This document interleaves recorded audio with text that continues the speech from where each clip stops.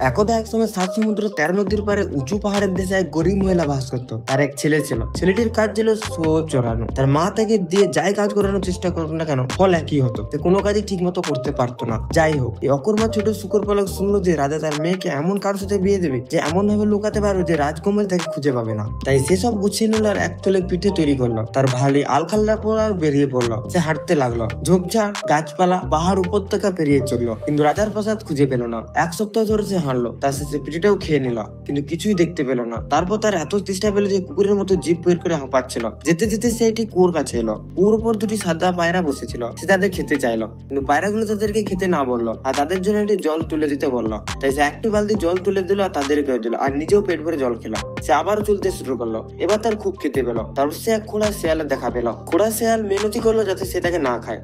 শুকরপালাকের চোখে খিদা বেরিয়ে আসছিল, কিন্তু সে খোড়া শেয়ালটাকে না খাওয়ার সিদ্ধান্ত নিল।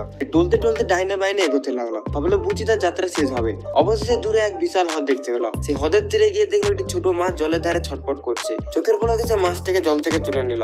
ছোট শুকরপালক মাছটির দিকে তাকালো। তার মাছটির জন্য মায়া হলো আর সে ওটাকে জলে ফিরিয়ে দিল। সে আবার চলে আর অবশেষে তার একটি কুয়োর কাছে এলো। সেখানে আরো দুটি সাদা পায়রা বসেছিল। সে পায়রা দুটো ধরতে গেল, কিন্তু তারা তাকে মিনতি করলো যাতে সে তাদের ক্ষতি না করে। শেষ পর্যন্ত সে তাদের কোনো ক্ষতি করলো না, এবং তাদের জল তুলে দিল, নিজেও পেট ভরে জল খেলো আর আবার নিজের পথে চললো। কিছুক্ষণ পর সে প্রাসাদে পৌঁছালো।